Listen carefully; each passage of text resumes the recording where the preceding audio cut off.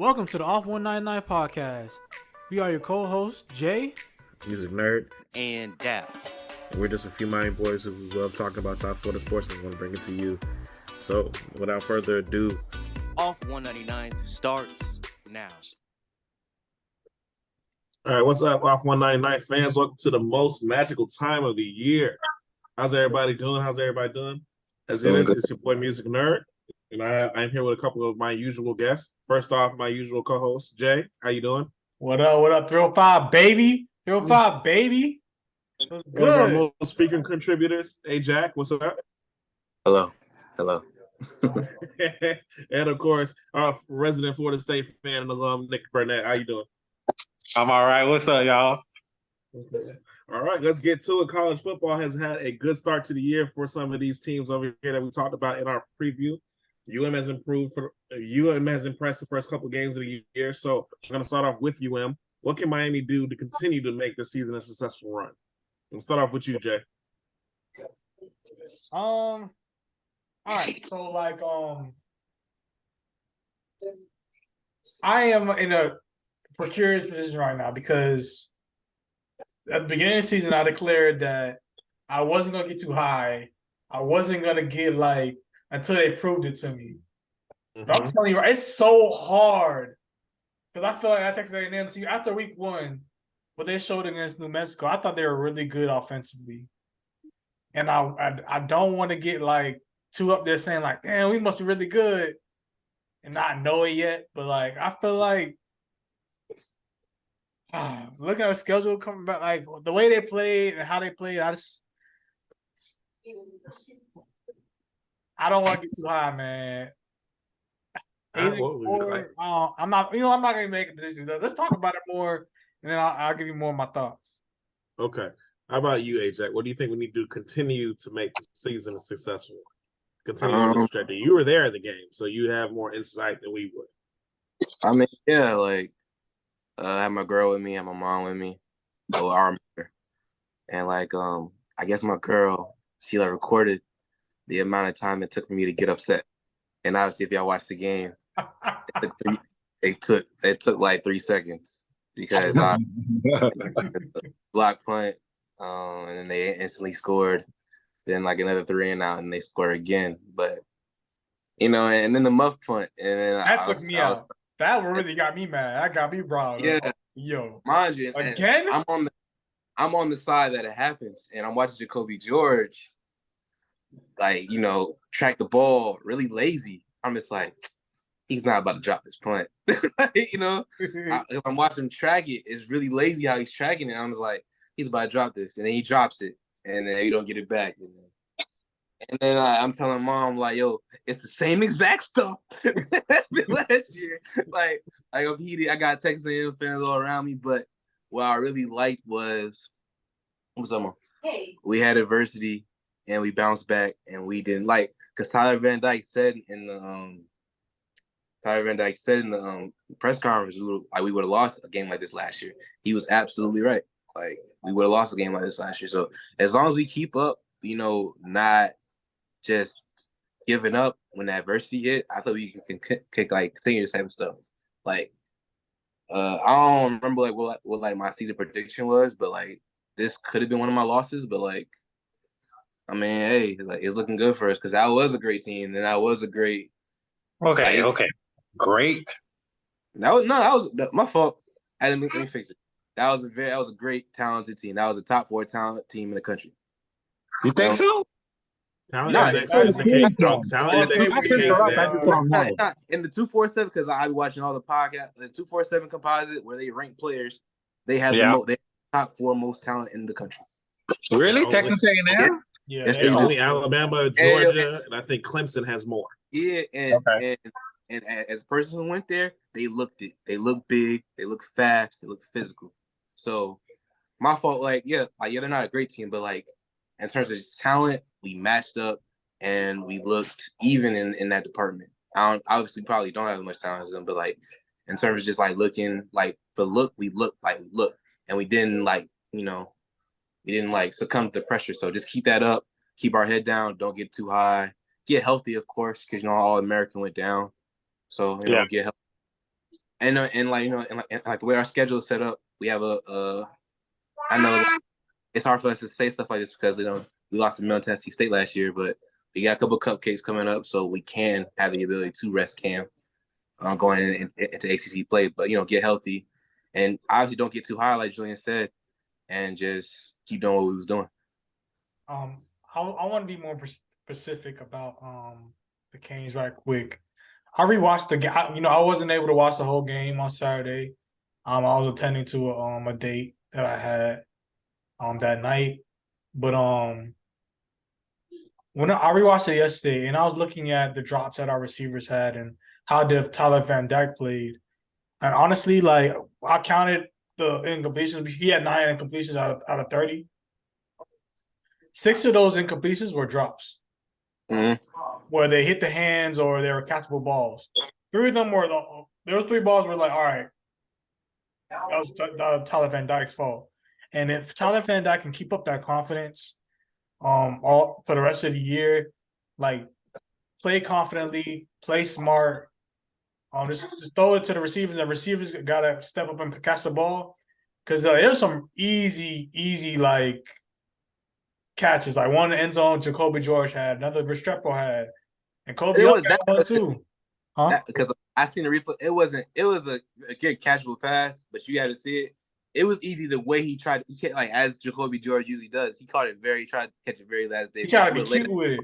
Yeah, he tried to be cute with it. That's why it was a difficult catch. But if he would have died for it, it would have been an easier catch. But yeah, for sure. Yeah, but so like each one of our top receivers dropped the pass. I think Kobe George. Not Kobe George, but I think Kobe Young dropped 3 passes that he could have had. But but we gotta, as long as we play with more confidence and like Austin said, like those are the games we would have lost last year. We would have lost handily. But so like, I mean, how our old line is playing, I wish we could have ran the ball better though.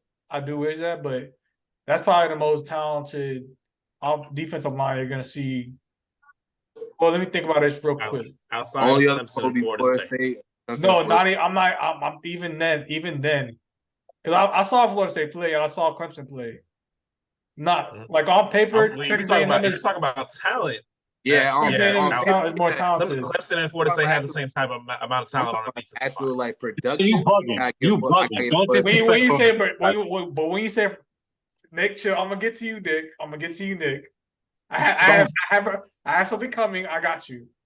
When you look at production, yeah, you could say Clemson and Florida State might be better, but when you put it straight off talent, that's probably the most talented D line we're going to see. Because the starting lineup was straight 5-stars. That starting lineup straight 5-stars across the board. Yeah, top 3, top whatever. Top 5. It's top 5 D linemen. Yeah. Actually, no, not even D linemen. Top players in the classes. No. One of them from here. One went to Pace, Miami Gardens. So it's like, yeah, Shamar Stewart or whatever like that. He was talking big. He was talking big shit, but yeah. Yeah, so. Yeah, he actually was. Those are my thoughts. Yeah. Nick, do you have any opinions on it? From what I saw, I haven't dissected Miami how y'all have, but I definitely respect Miami. I always want Miami to win when they're not playing Florida State. But from what I can see is you guys are playing with a whole lot more confidence. I could probably say that's just Cristobal Ball being in his second year. Well, it's his second year, right? Yeah, second year. I think that's over. I think that's flowing over into the program and into the players. And I very much think it's that y'all are finally competing. Because I feel like last year, y'all would get down. Granted, you've only played 2 games. Who was the first team again? It was Miami of Ohio. We played. Yeah, y'all played Miami of Ohio, but y'all came out and played how y'all are supposed to play. Y'all played confident, fast, and you guys competed throughout the entire game. I can say I've watched a lot of Miami games the past few years. Y'all lay down a lot of times within the game. Whether something doesn't go y'all's way or it's a bad call, the rest of the team will lie down. And I think you guys are competing throughout the game, which I think bodes well for y'all's program because y'all are always a talented team.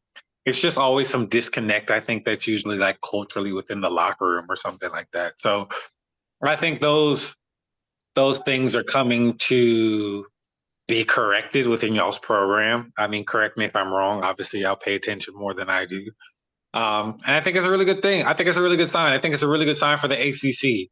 I think, we're finally it's catching. dying. Yeah, we were dying for a long time. The ACC was on fucking life support for a long time. So this season is looking good so far. So I'm happy. I definitely wouldn't mind seeing y'all in the ACC championship. Well, it does bode well, but like we also said, it has only been 2 games, but Miami has played the way I've wanted them to play. I actually did predict this win in my prediction. So I thought Miami was better put together than Texas A&M. I just don't trust what's going on there with Jimbo Fisher right now, honestly. But that being Jimbo's said, always been able to recruit. Always been able to recruit talent. Jimbo, but I don't know about his coaching prowess at this point, though. I really don't think he called a bad game. I really don't, actually. No, that wasn't it. It's just he just got beat. I think I think he got beat. I think that in reality, Miami actually I rewatched the game too. I recorded and everything. I watched it live and I rewatched it. Miami actually really dominated this game. If Miami didn't spot Texas A&M 17 points, Miami would have won this game by 25. Really. I would say it's more. I feel like they got that drive. I mean, with the personal foul to start the drive, but I feel like they still. But yeah, for sure. That personal foul was iffy at best, but we'll not get into that. We won't get into the way the game was called. It was what it was, and there was a couple things that went that way. But I was really impressed by the way Miami came out. Miami came out and they took the game, and it didn't start off well. And then in the past, we've seen Miami have these bad starts. LSU game a few years back comes to mind. The Middle Tennessee State game from last year comes to mind, where things happen, mistakes happen in the first half, and Miami's never able to recover. I was impressed by how each player, even after they made a mistake, came back and made a big play, like almost exactly after. Colby Young with his first drop comes back, makes a big third down. Jacoby George with his muff punt comes back, makes a touchdown. Xavier Triple has a drop, comes back, has a huge play.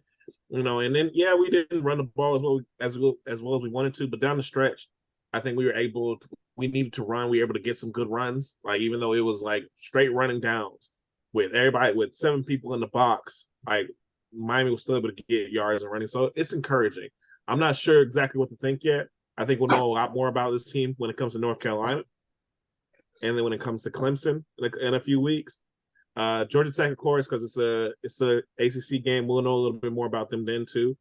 You never want to count anything beforehand, but Miami should take care of business in the next couple of weeks. But I am concerned about, even though the prognosis is cool right now, Cam Kitchens, we want to make sure he gets as enough rest as possible and everything works out the way it hopes. Hopefully, I'm hoping it was just a stinger and it's nothing else today. Because the thing is with Miami too, they're not going to tell us exactly what happened because it's a private school.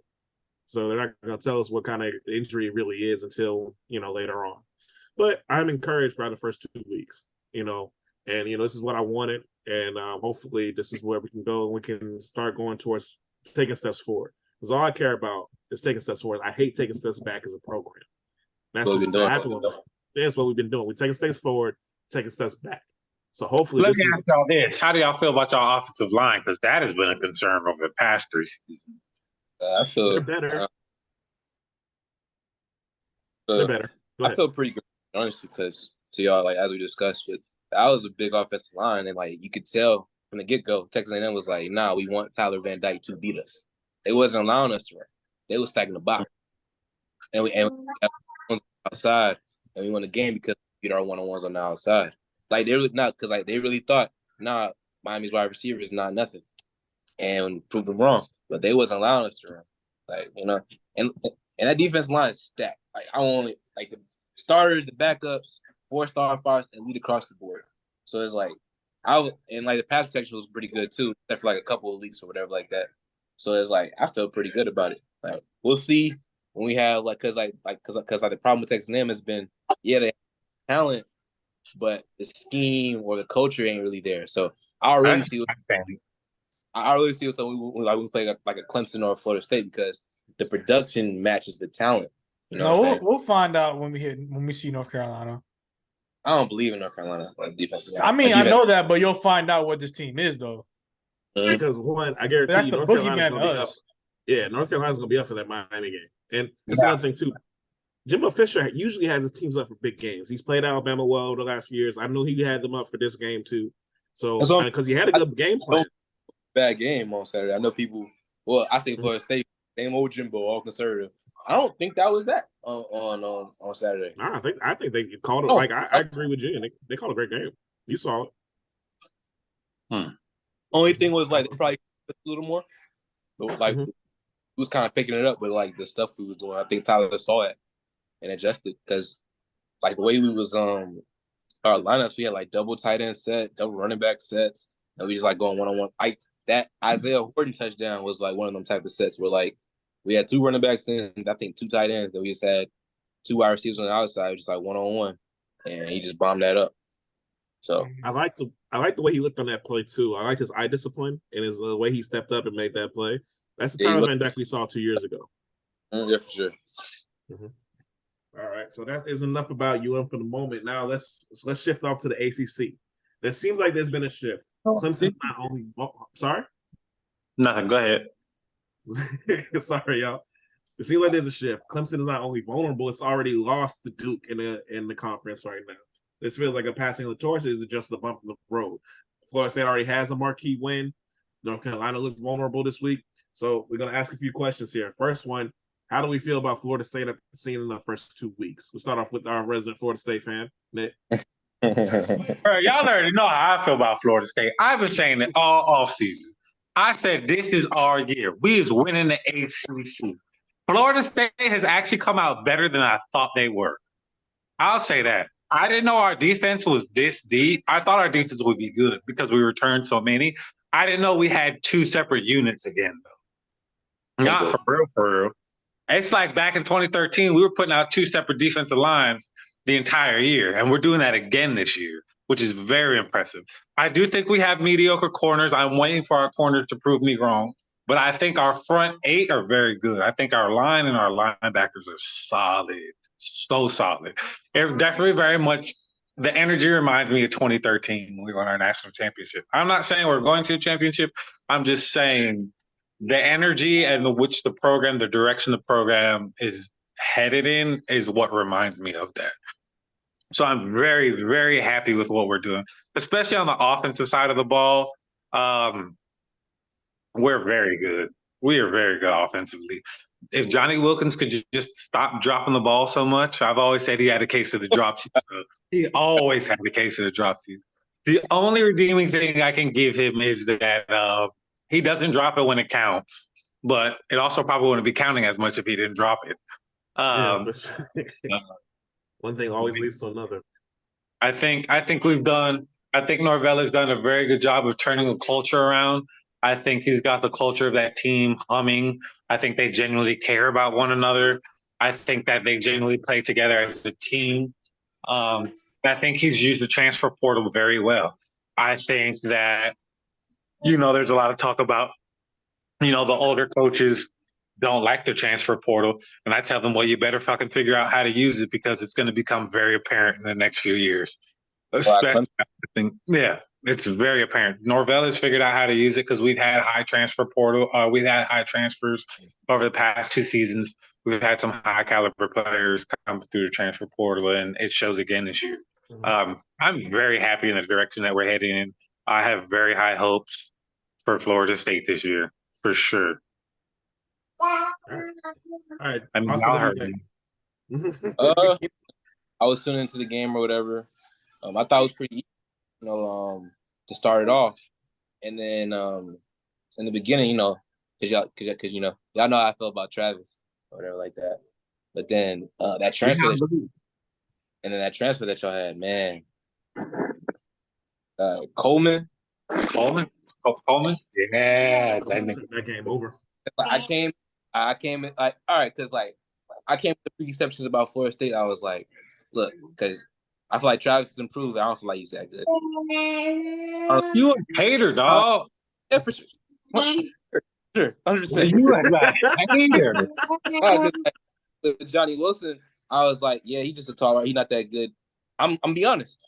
I came out the game leaving feeling the same way about those 2 people. To be honest. What about Jordan Travis? Jordan Travis and Wilson. I felt the same Wilson way. outdid you. Travis, I don't. That's genuine. Just hate. Travis, I don't. That's genuine. Just hate. But that turnover was bad. He had. It was bad. I'm Same old sorry, trap. not turnovers. Yeah, go Yeah, ahead. turnover. Them turnovers was bad. And Johnny Wilson, he had like 4 drops. I was like, nah, you catch that. Yeah. He got that. But what changed about my opinion on Florida State was the defense and the other wide receiver y'all had. I thought Wilson was the best wide receiver I had. No, y'all don't. Not number 4. Nah, Caleb? No, Coleman. Coleman is their best receiver. Oh yeah. Coleman was nice. he is. I thought he was being over. I'm not even gonna lie. I thought he was being overhyped in the offseason. So I saw him play the last 2 games. He's good. He's good. He's strong. He's fast. He's demanding. He's like, yo, give me the ball now. Like that type of stuff. I'm like, man, yeah, y'all got in the defense. Mhm. Like y'all play defense or whatever like that. So, you got expectations. It's like, man, like, yeah, Florida State is a favorite. Like, y'all have that. Like, that's you guys. Until embarrassing. And the way they played Georgia Southern was embarrassing. So it's y'all right now. All right, Jay, what do you think? Um, What up, Pop? What? I'll say this. I'll start off by saying this. I want to say sorry to Nick. Okay, what was the apology for? Say what? Go ahead. I want to say sorry to Nick. I didn't give Florida State their right respect because right now they look like the best. No, you didn't. Right now they look like the best team in the ACC. However, Absolutely. However, I'm waiting. Jordan Travis is not as good as you hyped him up to be. I agree with that. He has flaws. I never said he didn't. And he has he could have lost y'all that game for real. He could. Which one? Let's talk about the LSU game. LSU game. I didn't watch the second half. I did only watch the first half. But he could have lost y'all that game for. When I was watching him, he looked trash. He looked bad. He was bad in the first half, in my opinion. Maybe he's just a second half quarterback, cool, whatever. But so Florida State has problems. I didn't say we didn't. I didn't say we're a perfect team. I understand. But y'all are a legitimate ACC contender. You're a legitimate college football playoff contender, and I apologize for that. However, I will stand by Miami still beating them. But that's just what I stand by. I am more confident in that. After this weekend, I am more confident in that. So, okay, that's what I wanted to say. But it's crazy to see how Clemson went out and how Duke is playing right now as well. They're looking really good. NC State isn't as good as I thought they were. North Carolina kind of disappointed me week 2. But I am still weary of Drake May. Like I said, we're gonna find out a lot about Miami once week 5 hits and we play North Carolina. Yeah. But well, not week 5, week 6. It's week 6. Week 6. Yeah. Well, for me, I think the most shocking result was the way Clemson laid an egg against Duke of the first couple weeks of the college football season, not even just the ACC season, the college football season. I did not expect Clemson to play that badly against Duke. And so, I mean, I'm not going to apologize for what I predicted or anything like that. That's not how that works. Predictions don't work that way. I will say this. I think I've seen what I thought I would see from Florida State. I thought Florida State would beat LSU. I'll say the way that they did it, LSU is actually a little bit more talented than I thought it was, but Florida State, the adjustments they made in the second half, the plays they make, their defense is a lot scarier than I thought it was going to be. So I think that's what makes Florida State a legitimate ACC contender and a legitimate playoff contender. I predicted that I think Florida State is going to beat Clemson in September. That had absolutely nothing to change that. Phil's a rational one. Thank you. Yeah. So I don't know. I'm not sure. I thought that Clemson would struggle to begin. I didn't think they would struggle like this. That's like an actual. Yeah, like the way, like, because it's not just the Duke game. They were what, tied with Charleston Southern going into second quarter. Yeah. They scored the last 45 points to make the score look like that. Yeah, So no, that doesn't bode well. That's like, that's doesn't bode well. So as far as what Duke is playing, I'm not sure what to think about Duke. I thought like Duke was kind of a fluke last year, but then they did what they did to Clemson. We'll still have to see Duke. We'll figure out who Duke is soon. I think.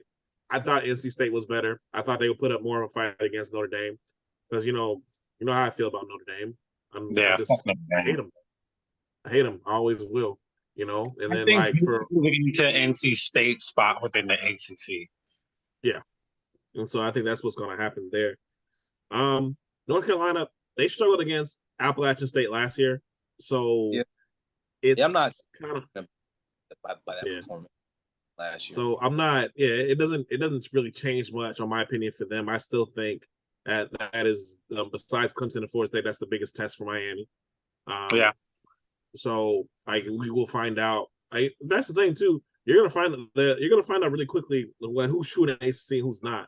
Clemson plays Florida in a couple of weeks. We play North Carolina. We got that. Then we got that. We play Clemson. I mean, everything's gonna shake out the way it's going to be. The ACC is gonna be decided really early. I feel.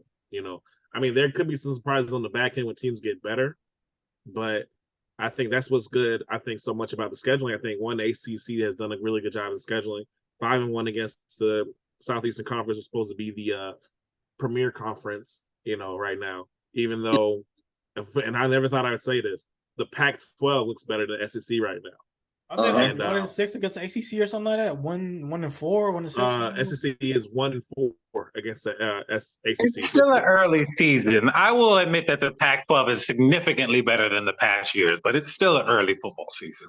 All I said was that the Pac-12 looks better now than than the SEC does. Okay, go ahead, Austin. I don't think they're better though. I just feel like they have like some. I'm not gonna say lucky wins, but like more publicized wins. I'll say that. Like me and Pops been talking about this for years. Like the ACC, I mean the SEC is really top heavy. It always has. It's really top heavy. So. But when those top teams, when Alabama loses to Texas, that's different. But also, I called that. You did. I called that. You did.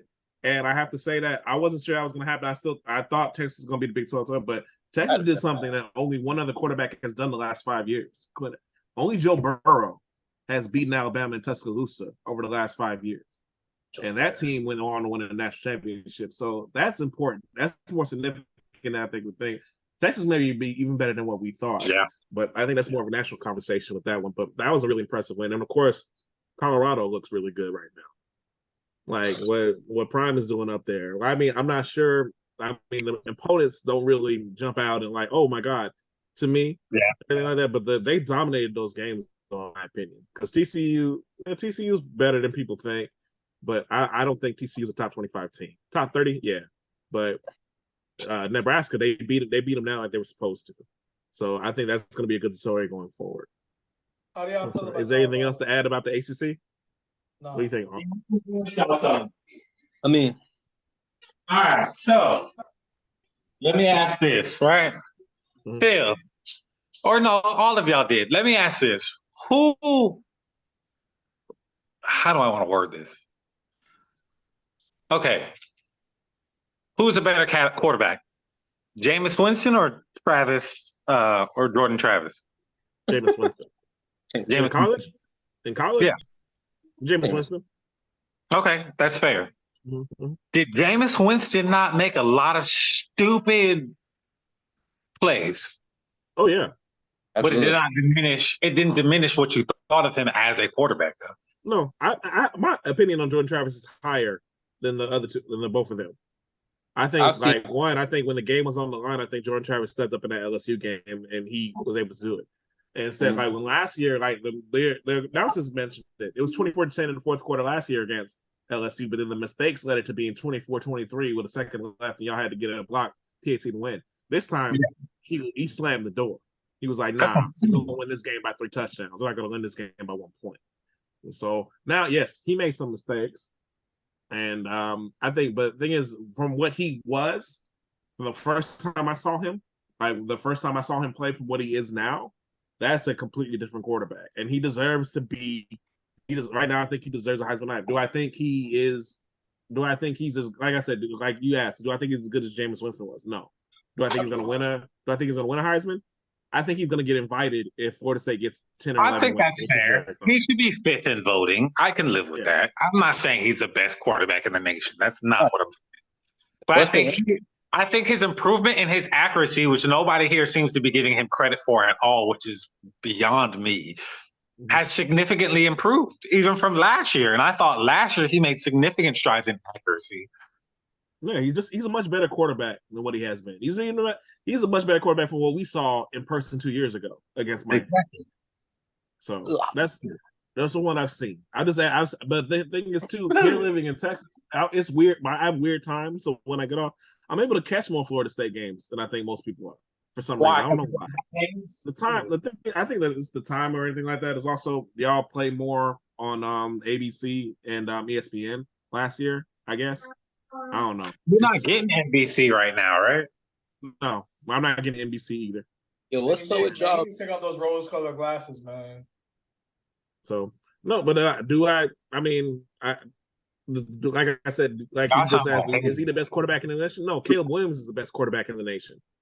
So, but do I think he's better than what we saw before? Do I think he's made great strides? Yes, he has made great strides. That's the reason why Florida State is winning. Florida State is winning because they have confidence in him. Mm-hmm. Like I said, a team is elevated by having confidence in the leader that you can walk through a brick wall for. Florida State believes in Jordan Travis. That brings them to the best of them right now. That's why Florida State is changing. So I think to overlook it is dangerous. I don't think the teams that play them are going to be doing that. So, okay, and we're still talking about the ACC, right? At the moment. All right. So this is what concerns me about Clemson. I've said this in our private chats, Phil. Clemson does not look like Clemson just from an eye test. Physically, in the way they're built, it does not look like a Clemson team. Like, let's be honest. They usually have two niggas on the outside. They're usually huge or tall, one of the two. And then you have some quick white boy that's in the slot. And then you have a nigga at quarterback. Mm-hmm. And no, they don't have that right now. Yeah, they don't have that right now. You got two white boys on the outside. I don't understand this. I don't understand what he's doing right now.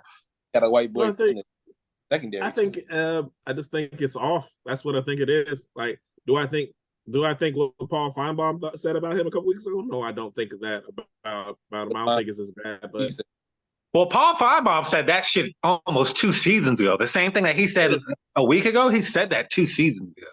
What did he say? But he said like, Dabo has no magic left. He's lost it. You know, Clemson will never be as good as it ever been. That's the thing. Will he ever say that about Nick Saban? No. So I don't think Paul Feinbaum is a fair individual, in my opinion. And Paul Feinbaum 2 years ago said that Clemson is not a reloading program. He said their magic will run out very soon. Y'all mark my words. He's like he said Dabo Swinney is not building a year in, year out contender. Yeah. I got to get off about both of them guys, honestly, but they don't look like it shows mostly. Go ahead. It shows mostly in skill, because like from my knowledge, from my like I remember, I don't think they've ever really had like a dominant offensive line anyway. Clemson? Yeah, Clemson. I don't even think they ever had a dominant offensive line. It's always been solid. It's never been poor. Clemson like solid, but what he's saying is like, is there like offensive line? Their first round picks on the offensive line? Yeah, and the answer is no. They're and usually like with like the top end programs, the people in the trenches is what gets drafted there, but it's usually just been skill players. It's been wide receiver, and the running backs, and the D line. It's been the DB. DB. Usually been good. Yeah, and their D line or whatever like that. But I think Dabo just absolutely despising player empowerment in any type of way has limited his team. You know what I'm saying? And what I think what Paul Feinbaum meant about him losing that magic is that like your lack of your lack of ability to adapt. Yeah, and adapt. Your lack of ability to stack classes it doesn't hit when you stop, building classes. It's like it's 2 years after. Hits right now, Like you would like them classes that you had before, like they're graduating and you have holes in your roster and you didn't fill them with transfers. You filled them with high school guys and they're not ready yet. And That's like a really good point. That's a good point. There's a lot of validation in that statement. Yeah, and incredibly. he hates, and like I really don't like him because like it's something he hates when it comes to anything about player empowerment. He absolutely hates it. Who, you know about Dabo hates player empowerment? Yeah, He's come out and said it. He doesn't like the NIL. He doesn't like the transfer portal. He has. I have heard him say that. He absolutely hates it. Like you said, like same dude said, "I won't coach if they start paying players. I won't coach anymore." And guess what? His Yeah, you're right. You jogged my memory. That's right. He has said that. Same thing with Nick Saban. Everybody and their mama know Alabama been playing players for years.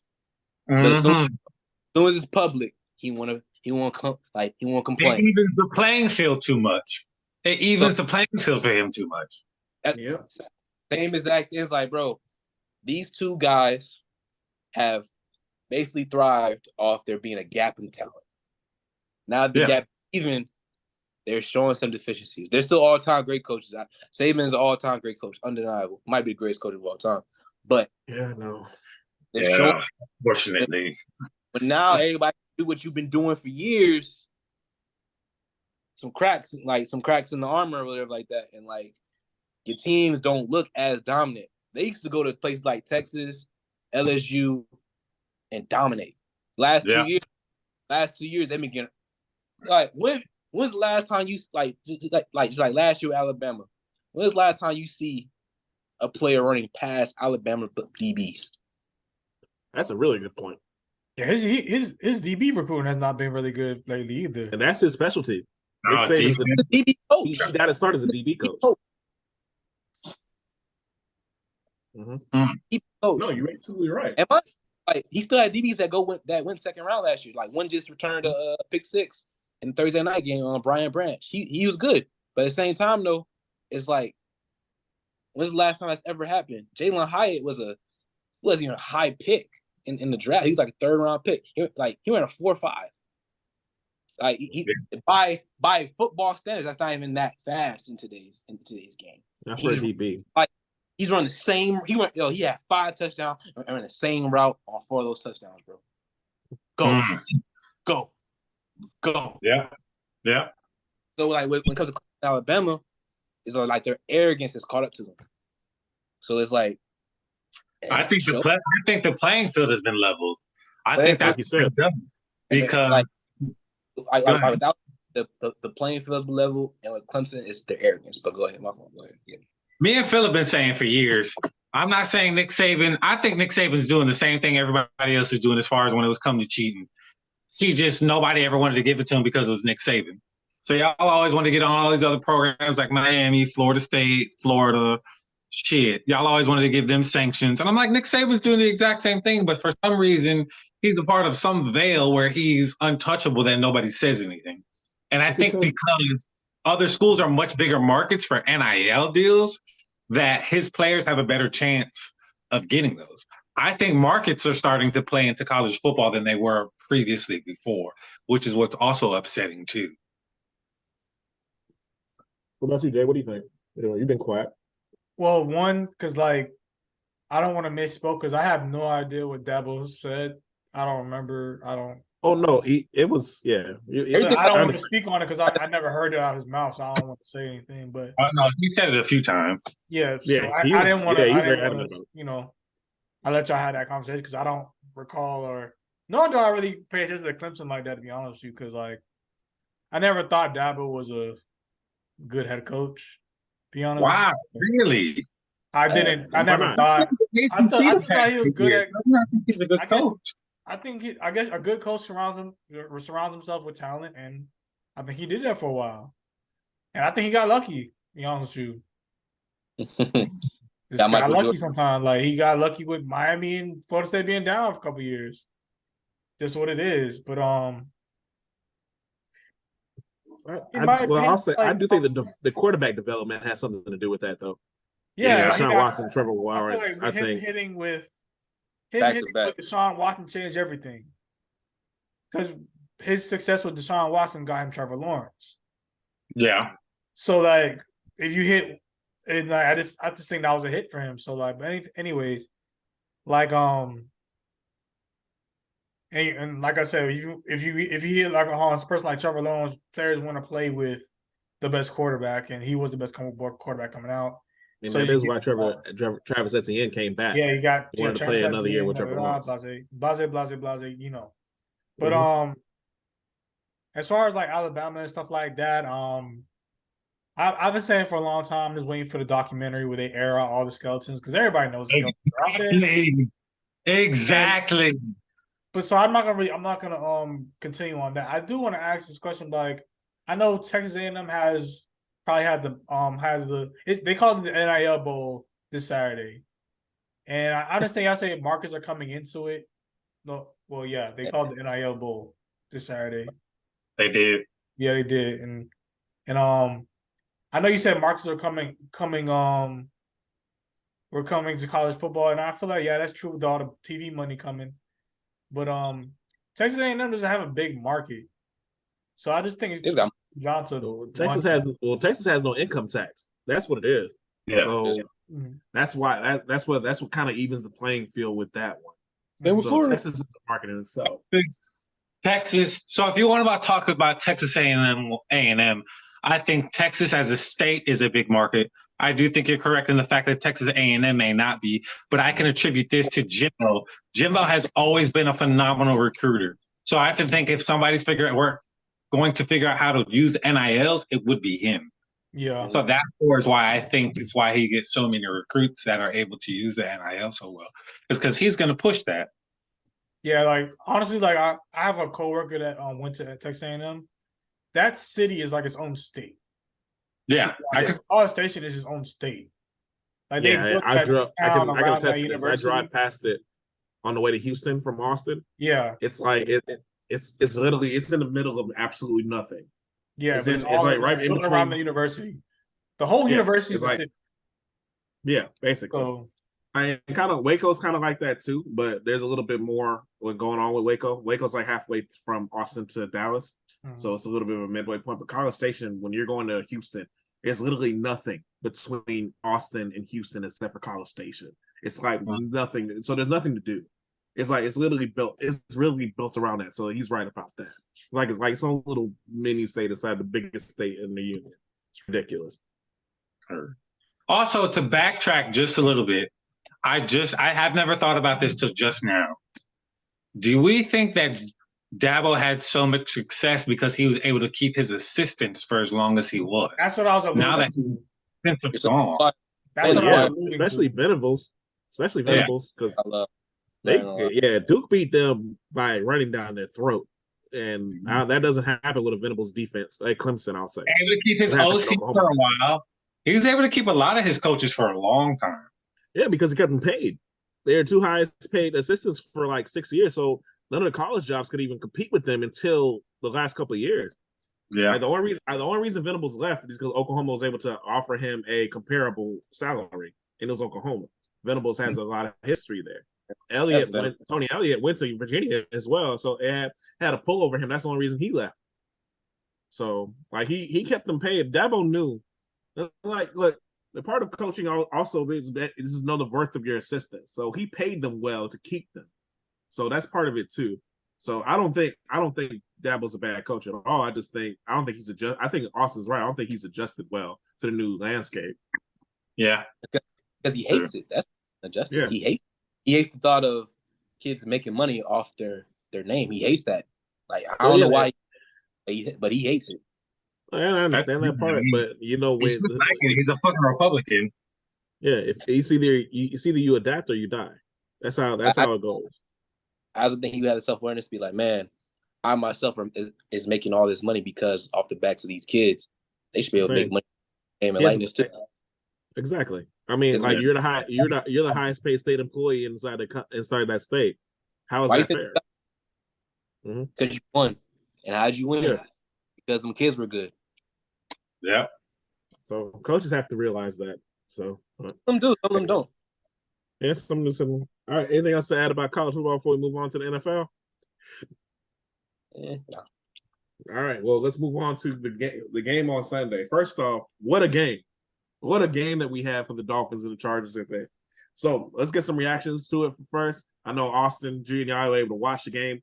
Jack, I want to start off with you. What's your reactions to the game? First off, Man, a mixed bag, honestly, because we got our new defensive coordinator, Vic Fangio. So I'm going to the game and we about to, because last year when we played on with Boyer, it felt like they could move the ball that little, it was no resistance at all, and I felt the exact same way about our defense. They just moved the ball that little, no resistance. If we got to stop, it's because the Chargers messed up. It's not because we stopped them. I felt the exact same way. So I was very disappointed in that. But another game where everybody's saying that Tua's a system quarterback, it's just proven wrong. Because I don't know how you call him system quarterback when he did the stuff that he did on Sunday. Because some of the throws he made, because I've been watching Tua the past 2 years just religiously.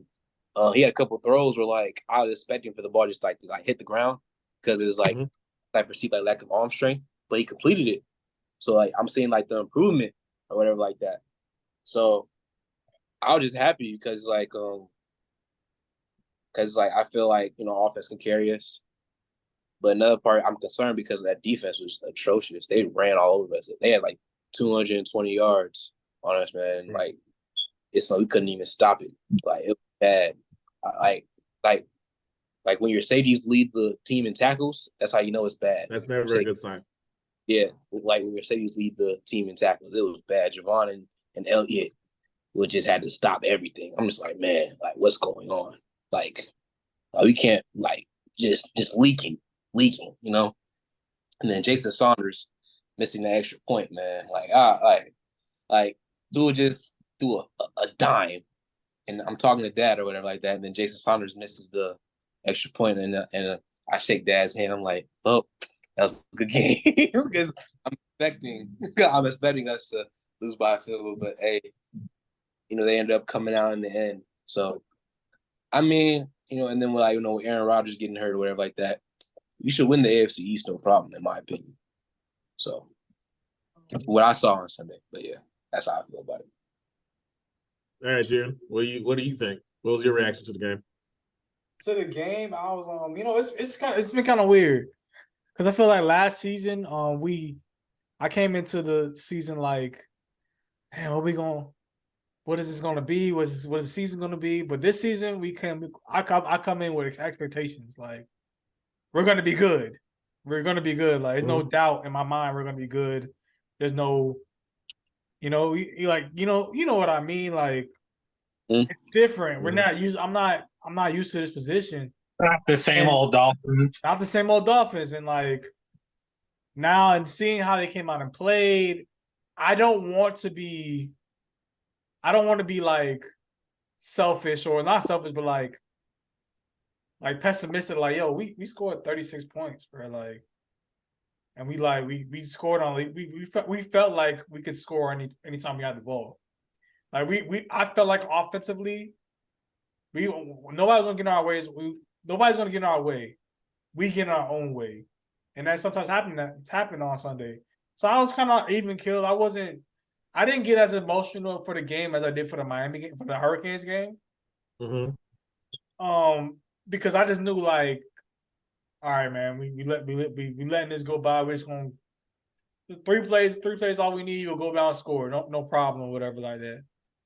I did get kind of worried after we gave Herbert a lot by 1 minute 57 or something like that. A minute 2 minute 38 seconds I think we gave him.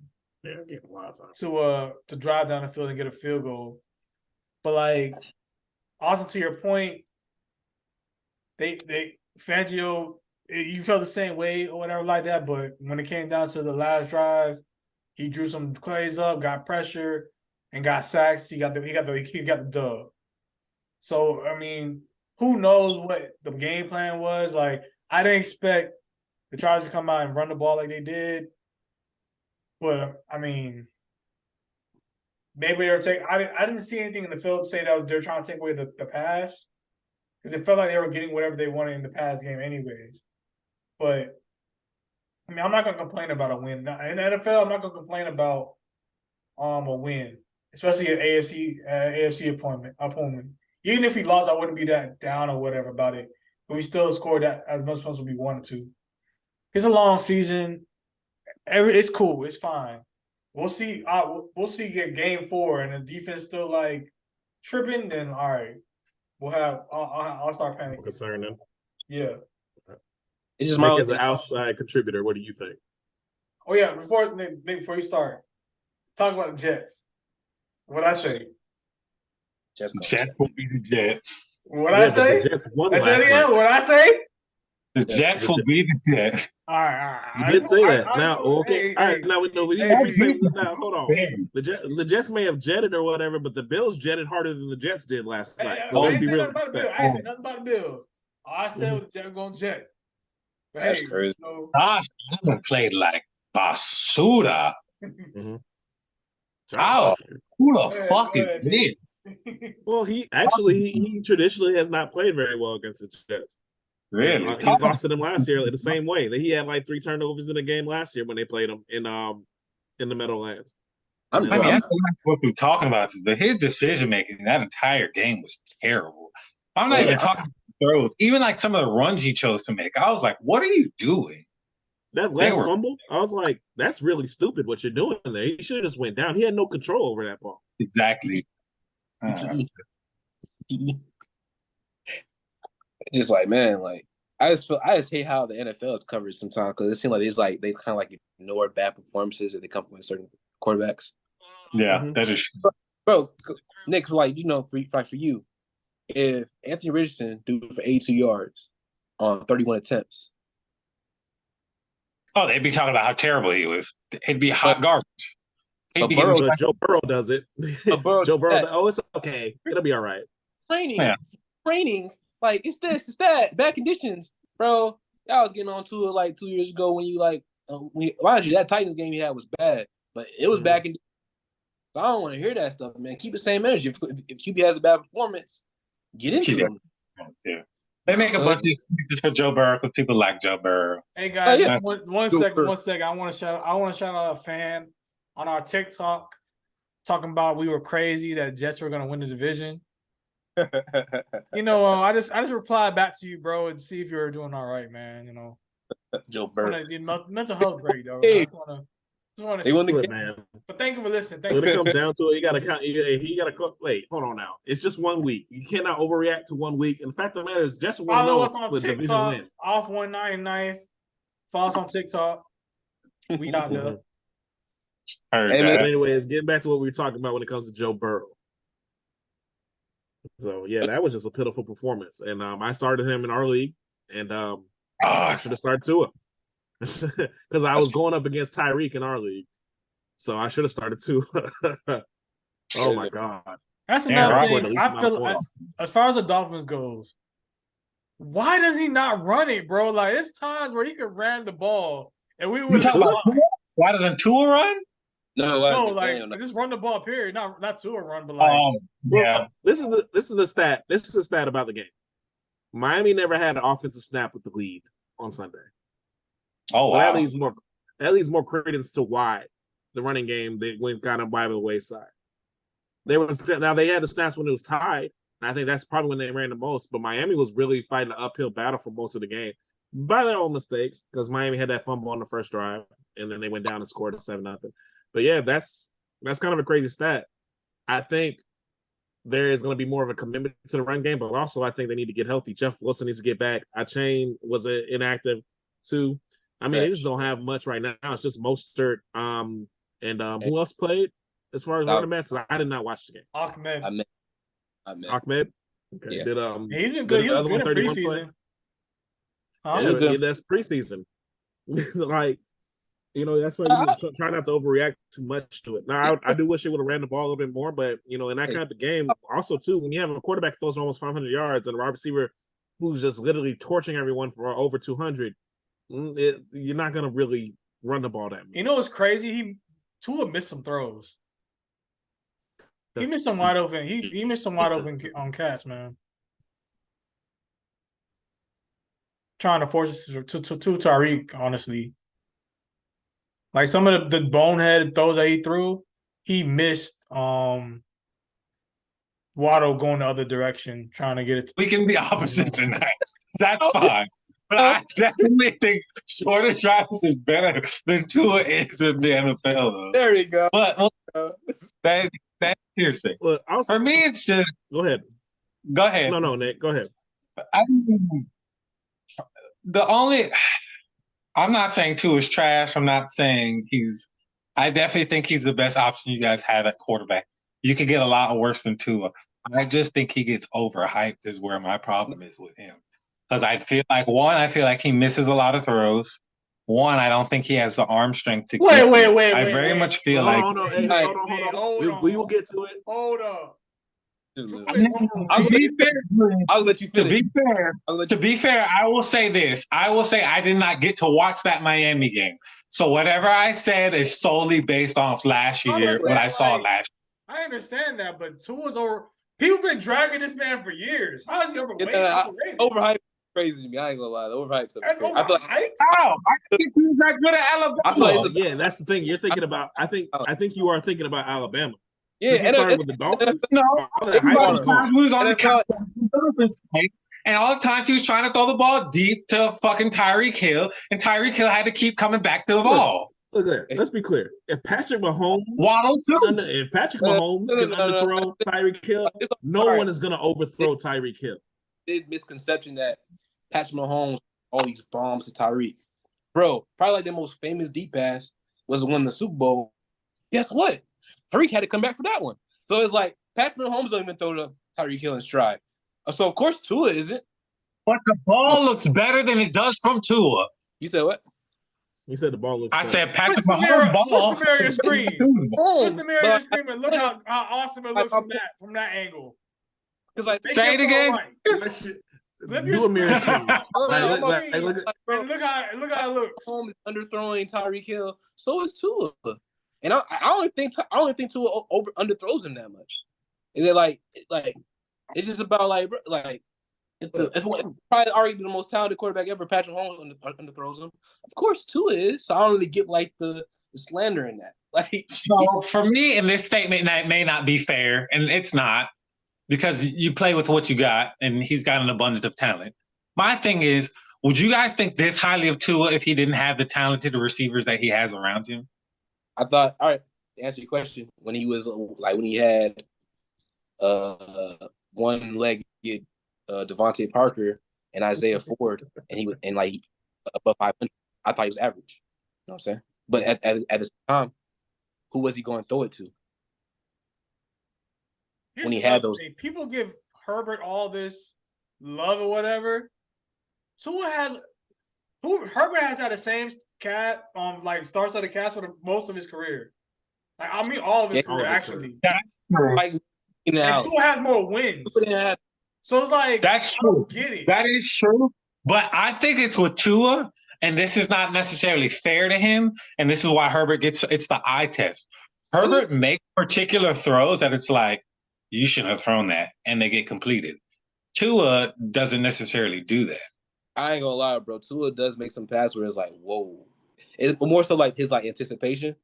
It's some shit where he'll look one way. His anticipation is his superpower, in my opinion. Throw it to the spot where it's like, well, he should not have thrown that, but he looked off that certain linebacker. It's like, if you want just pure athletic prowess and arm strength, and Tua's not gonna wow you. But when it comes to the technicalities of a quarterback, him looking off people, then So let me ask this: are you guys giving him more acclaim for his mental part of the game, as far as how he dissects things, or the look off, or he's playing chess while other people are playing checkers kind of thing? More so his accuracy, because that fader out he threw to end the game yesterday, bro. That was a dime. He threw it, and before the Duke put his hands up, it was in Tyreek's hands. That was a dime. He's probably top 5 most accurate quarterbacks in the league. That's undeniable. He's accurate as hell. So it's like, I think why I disagree about him getting overhyped. I feel like people dwell on his weaknesses more than his strengths. Like, because like even with your example, I used to like okay, what about the other things he does well? Because I don't think he has good arm strength either. I think he's above average. Like I think Mac Jones' arm strength is atrocious. Like they 50 because Bill Belichick said, "Yeah, we don't have a quarterback that can throw it that far." Like, so it's like that's that. So, yeah. So there's a reason. Let me ask this. This is probably my last comment about Miami, or at least the combination of two, which I think will help Tua out much. And you guys will be able to answer this more than I can. I think what will help him significantly in his career and just him looking as a better quarterback, has that offensive line gotten any better? It was pretty good yesterday. Compared to last year. Without his best player, it was pretty good. It was pretty good yesterday. Was it? Without his best player. All right. Well, then I'm looking forward to seeing what Tua can actually bring to the table, and I will hold my comments for mid-season. All right. At this podcast, go ahead and watch the highlights and see what you think, because he made a lot of off-platform throws. He made a lot of throws where like he made a lot of throws where like he had to fit into a tight ass space. So watch all his dropbacks and see what you think, because it's like people. I think people just watch highlights and see Tyreek Hill running free, and I get that. You know, it's like, yeah, you're just doing it. But in between the game, watch them throws he threw to Braxton Berrios. All throws to Braxton Berrios were just, I was like, yeah, he got it, bro. Pause. He got it, bro. Braxton Berrios looked like he back at Miami over there catching them balls. Man, like crazy. I'll say this. Look, when you're on a list with Norm Van Brocklin, Tom Brady, and Dan Marino, you're doing something right. Those are the only three people who ever had more passing yards in opening game than Tua Tagovailoa. And so, and there's also only two. There's only two quarterbacks who had. What year?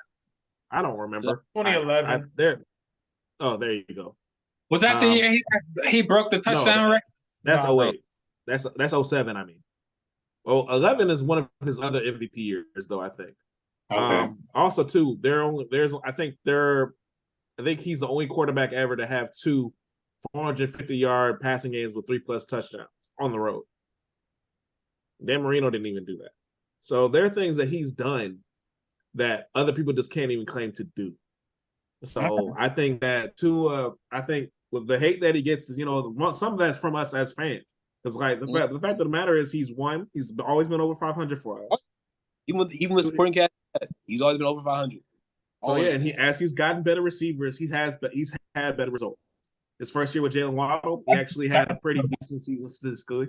And then now that he had Tyreek and Jalen Waddle last year, that's the best statistical season. And then now look at what happened this first game. Now it's just one game, and like I said in my fantasy thing, where you can't overreact to 1 week, but you have all pros on that defense on both sides of the defensive line, and Derwin James is arguably one of the best. Arguably Derwin James one of the best safeties in the league.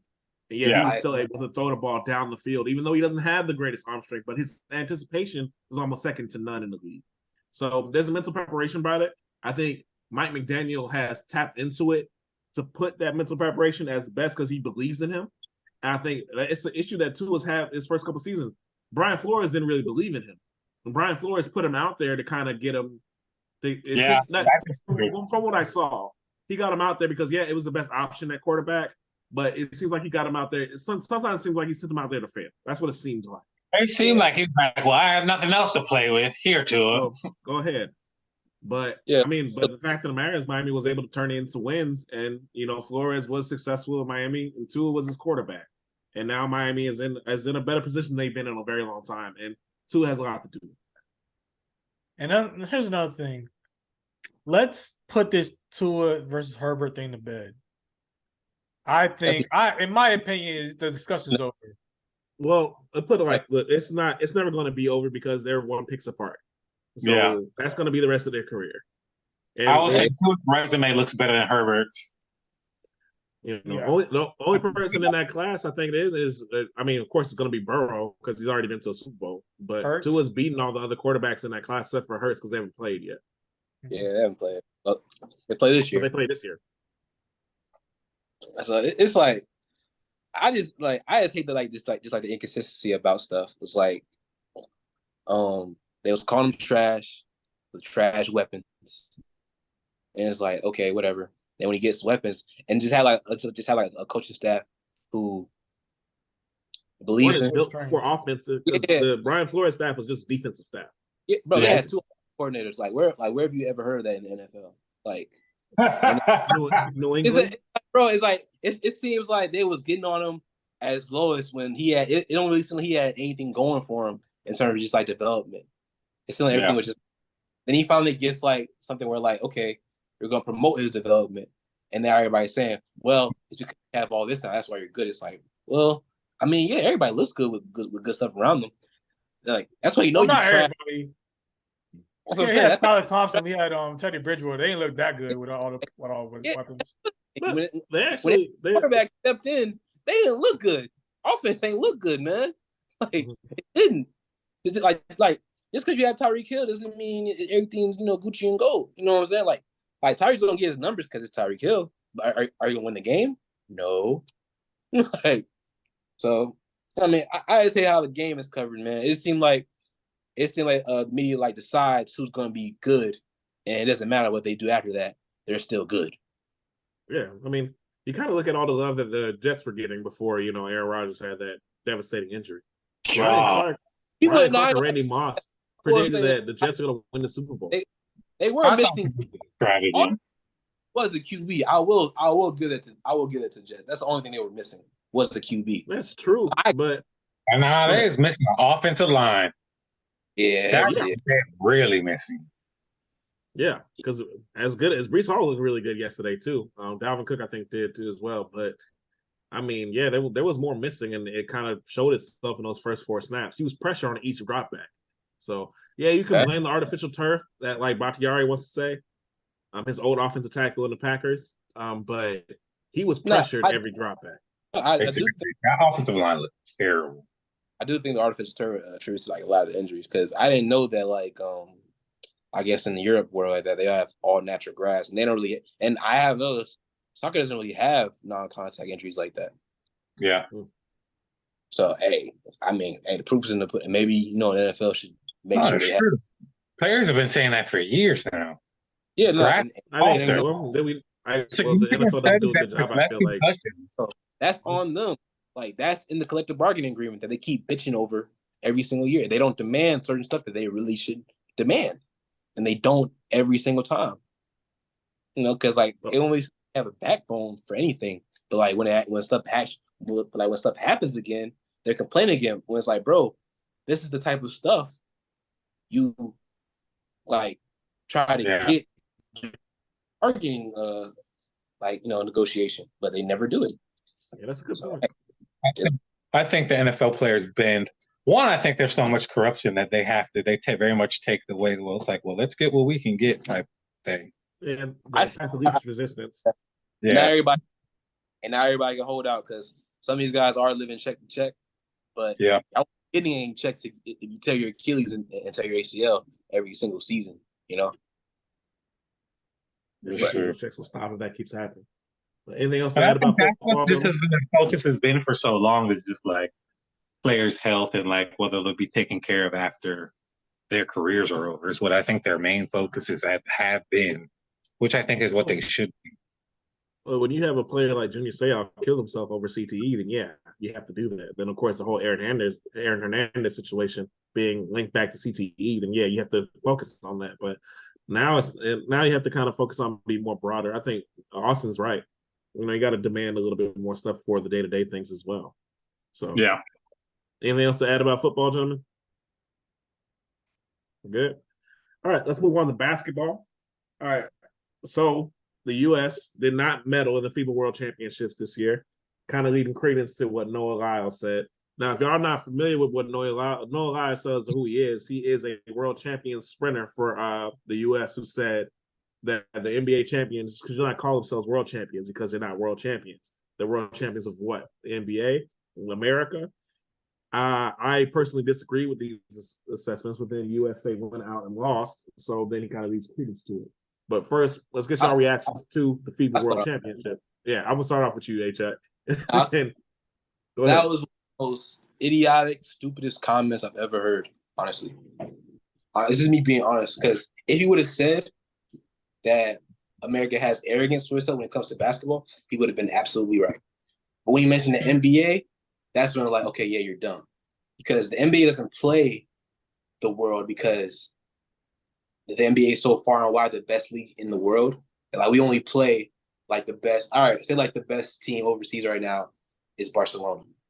Barcelona is going to be an exhibition game for one of the teams in the NBA in the preseason, meaning like we're not going to play them seriously. Like there's no contest. You know what I'm saying? Like there's no tournament to have. There's no like world competition. Like even anybody in Europe, they don't wake up and be like, they may, you know what I'm saying? But like they don't wake up and be like, yeah, I can't wait to play in the Euro League. No, they say I can't wait to play in the NBA type stuff. And actually us losing in the FIFA World Cup or whatever, FIFA World Cup, whatever, actually proves his point even less because the best players are in Germany are in the NBA. NBA players. The NBA, like Diaz, Wagner, and the Schroeder. Whatever like that. They're NBA players. They're all NBA rosters. And they're lower tier NBA players. Except Wagner. But Wagner's gonna be whatever like that. They actually like his point got proven even less. Even Serbia, the team that they play in the gold medal game. Their best players, but guess what? NBA. So it just keeps proving the NBA, like the NBA is the best league in the world. Like if some random ass country from like Latavia or whatever like that made it with no NBA players, and like, would have a point. Whatever, man. Like, yeah. There's validation in his argument. It's like if any country with no name NBA players made it to the Gold Cup final, and even just got there, I would be like, yeah, he's right. But no, he didn't mention. The four final teams were NBA laden players. So. He didn't mention USA basketball. He said the NBA, and the NBA has European players on it. It's not just an American game. Yeah, it's the best players in the world. Like it's a world game. Other players from the world come there. You know what I'm saying? I don't think he thought about that. That's what I'm saying. It's stupid because I don't think he thought about that when he said that dumb shit. Honestly, he was just trying to make content, trying to make track relevant. I know. I know he's like that type of dude he is or whatever like that. And he said, yeah, I think he had like following comments or whatever. Like, he's like, yeah, I do think the NBA is the best league in the world. But if you don't play with other teams, why would they play other teams? What team is seriously giving? What is that? How is that getting me ready for NBA? Like, how is that getting them ready? What team is seriously giving any NBA team a challenge in a 7-game series? Even getting one game off them in a serious competition. Oh, no. None. Well, you can say that. None. What kind of game are we playing though? That's true too. Are you playing international rules or are you playing? Yeah, you're playing international rules or you're playing NBA. You're playing NBA. Say if you get into a 7-game series though. In the FIBA World Cup, Steve Kerr stepped into the FIBA World Cup thinking all that switching shit was gonna work.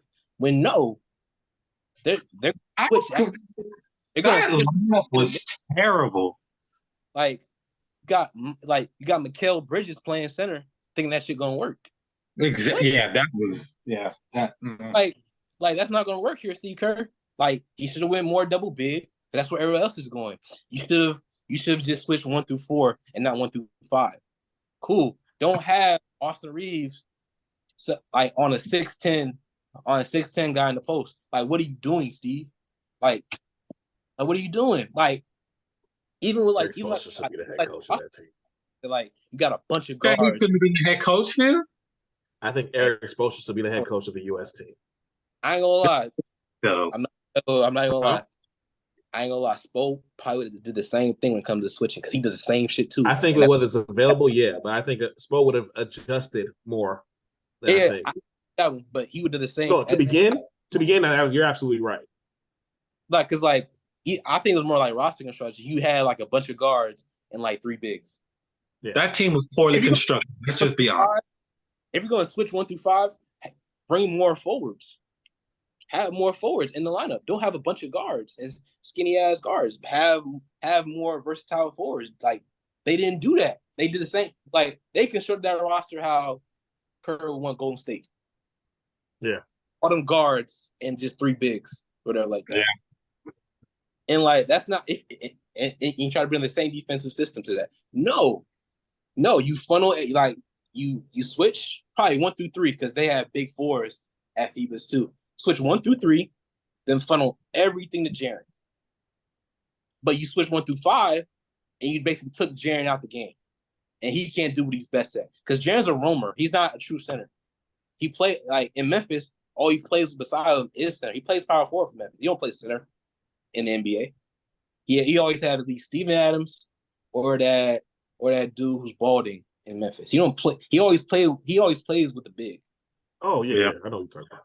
He don't like he don't play by himself usually. So it's like I feel like Steve Kerr came into that thing with like the wrong. True power forward. He's a true forward. He's a true forward. So it's like this is bad. But like that no allows. He's an idiot, and I hate it because it's like just because the USA lost, they think that what he said was correct. I was like, no. Actually, because the USA lost is because he's even more wrong, you know? Because but at least more ignorance to the statement because those who think he's right don't really know. Yeah, because like the NBA players are the main attractions on these teams. Like they're not like role players. So stupidest shit I ever heard, honestly. But yeah, y'all go ahead. Anybody else have a reaction to his comments? I mean, I think AJ pretty much summed it up. Yeah, I mean, I just think he's just doing it for content. I feel like it kind of diminishes what he did in his own competition, to be honest with you. Oh, yeah. I forgot that he won gold medal. I forgot what he did. Like, I forgot he had 3 gold medals because of what he says. Like, bro, you could have like put this in a more positive light, and we could have all been watching you with like win the gold medal in Paris next year. But now we're gonna look at this idiot. And if you lose, bro. And a lot of people, a lot of NBA players who reacted to what he's saying are going to be his fellow Olympians. So they're going to be standing in that line with him when they go around that track in Paris. They're going to call him dumb to his face. You're an idiot. You look at him like, bro, you're an idiot. And they're like, good luck, though, you know, but you're an idiot. Glad you got your little 15 minutes of fame. You could have got way more. Like, because it's like, bro, like, because these NBA players, they know about the European leagues. They watch them. Like, you know, Kevin Durant goes to France every single summer to watch one of his homies play. And he knows the competition there. It's not even close to NBA. Not even close. So it's like, just dumb. Like, just dumb. Wembanyama's about to come. I think they're good preparatory leagues. I think they're very good preparatory leagues. Yeah. But it's Wembanyama's about to come to the NBA and play. And he was the MVP of that league. And he looks like he's not, even the summer league, he gonna struggle to get Rookie of the Year. Wembanyama? Yeah. I mean, Luke, like probably the best example the EuroLeague has is probably Luka. Him coming over and saying it's easier to score in the NBA than it is in the EuroLeague, and then him actually doing it.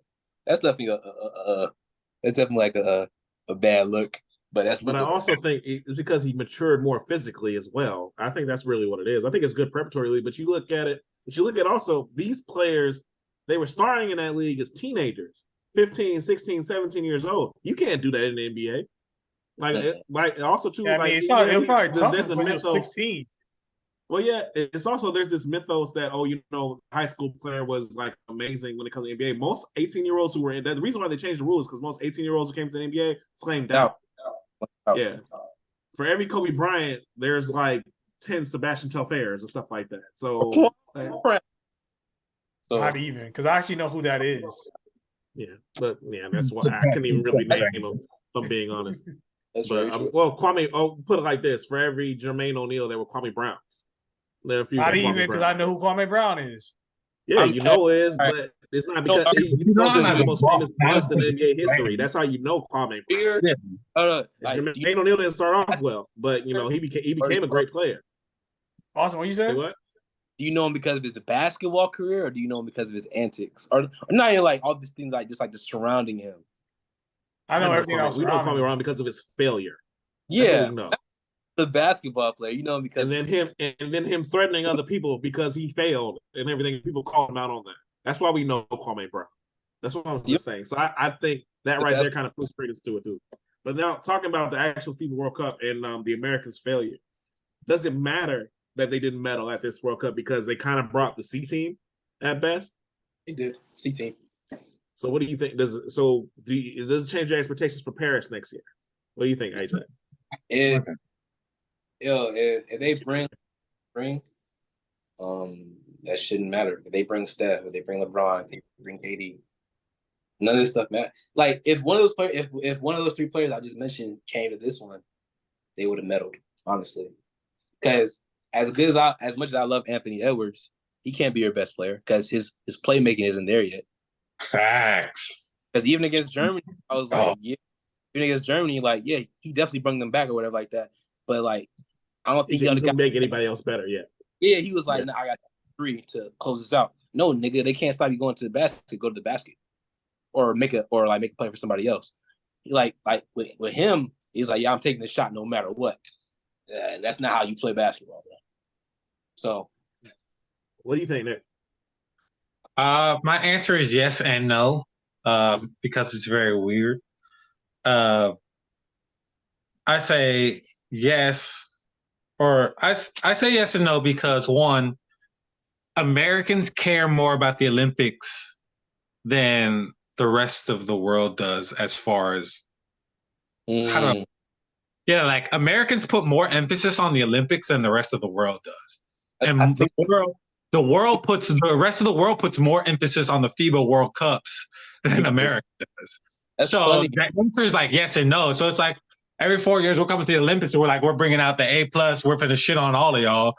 And then when the FIBA rolls around and the next, however the rotation is, America always puts out the shitty team and everybody looks at America like, what the fuck is wrong with y'all? Everybody's like, oh, it's always up in panic. So for me, it's more like, I think America should be more aligned with the rest of the world, putting more emphasis on the FIBA World Cup than it would the Olympics. Which is why I say the answer is yes and no. I think Joe playing kind of like puts that there in. But I feel what you're saying though. Because I mean Wiggins ain't play for Canada and Joker ain't play for Serbia, so but they're probably but they'll probably play the Olympics. Yeah, they'll probably play in the Olympics. Yeah. I mean, I know. But a lot of the world puts more emphasis on the World Cups than they do the Olympics. Play like even with Schroeder or whatever like that, he was acting like it was like about because he was mad Maxi Kleber didn't play in the shit last year when the reality is he played in this shit last year was to save his NBA career. So he was acting like that shit was about, nation pride. Like, nigga, the only reason you played in that shit was to showcase yourself. Like, yeah.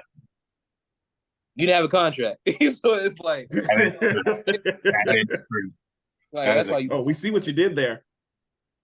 But I mean, I think America should respect more of the world game than we actually do. I mean, I know that we run it, but like putting out that squad this year, when we didn't even bronze, I wasn't even surprised. No, for sure. Anthony Edwards was the best player. To be 100% honest, I didn't watch a minute of. I didn't even watch highlights of the FIBA World Cup. I didn't either. That's because we don't put emphasis on it. I watched Germany. I watched the Germany game. I watched the Germany game. I had a feeling game because I feel like no one. Because first of all, because I know we switch everything, and I know Germany knows we switch everything, and probably like the only dude who can guard Schroeder in his quick first step is Mikal Bridges, and they switched it every single time and got that white boy on him. And another thing, I'm sick of that white boy hype. Shut that shit up. I hate it. Reeves, I hate that shit. Like. White people gotta look something forward to, man. There's always gotta be a great white hope. It's like, bro, no, like they was hyping that shit. Like someone said he was a top 10 shooting guard in the NBA. He's not even on the USA team, to be honest with you. Like, I don't understand how he's on the USA team. He shouldn't have been there because we put out the C team. Like, no, because like I was. He's not even team material. Yes, he is. Don't. No, he is. He's not even a starter. Even that, man. He's a starter? I was seeing people say he started. Didn't he start? There's multiple times throughout The fact we have to ask that question is wild. There's multiple I times don't watch throughout a lot of Lakers games though, not anymore. I know, like even because like I was seeing people say, yeah, we should have brought Trae Young, bro. We gave up the most points in FIBA history.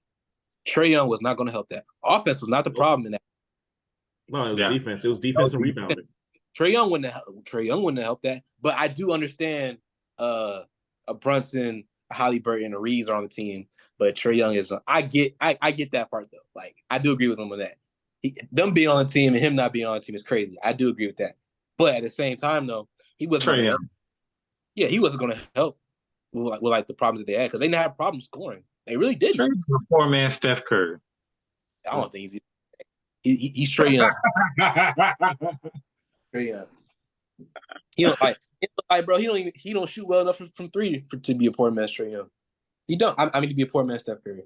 Like he shoots atrocious. Oh my gosh, I hate that man. Oh my god, he was a volume shooter at Oklahoma.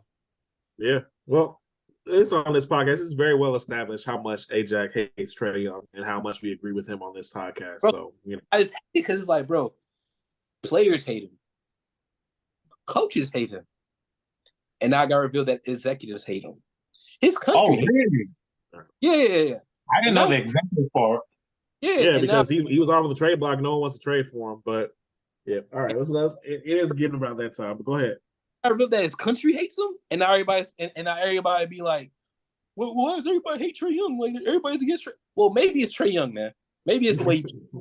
Maybe it's that. But yeah, man. Like yeah, you know. But yeah, well, I mean, we'll prove and we'll see. And like you said, we'll probably bring the best. And I think you're right, Nick. We do need to get more on the World Cup in. But all right, but gentlemen, thank y'all so much for joining me. It was a great talk. You know, hopefully we'll be back in a few weeks talking again about UM when they play North Carolina.